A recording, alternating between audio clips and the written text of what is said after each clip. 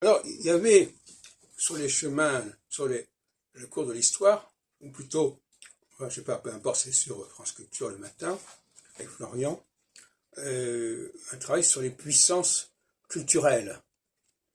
Alors, les mangas pour le Japon, le yoga pour l'Inde, etc., etc.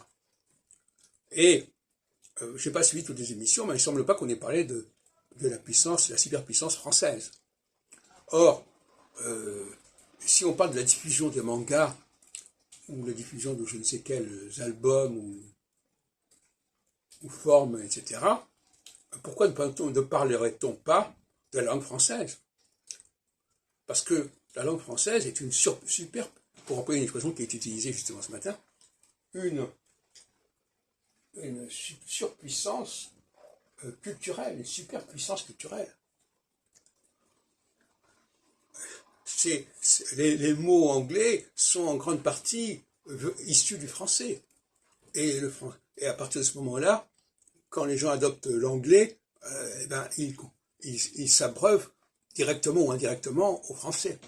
Donc c'est extraordinaire qu'à sur France Culture, on ne parle pas de la superpuissance culturelle du français par son langage, par ses mots, par son lexique, et qu'on nous parle de ce qui se passe au Japon ou en Inde, etc.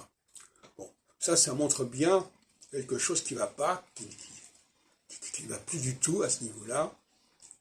Il n'y a pas de conscience, il y a une perte de conscience de la puissance du français. Or, cette puissance du français, elle n'a pas disparu. Pourquoi? Parce que les langues, elles perdurent, et que cette influence, elle perdure, même si elle est soi-disant ancienne. Ben, cette ancienneté, elle n'en est pas moins dans la modernité. Les gens continuent à utiliser ces mots.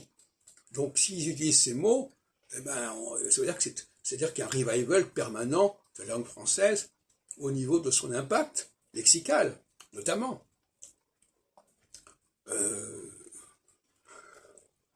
Donc, on trouve trop souvent des petits Français qui vous parlent quand on parle des rapports entre le français et l'anglais, ils disent « Ah, mais l'anglais, c'est beaucoup plus important que le français, l'anglais est beaucoup plus riche que le français, etc. etc. »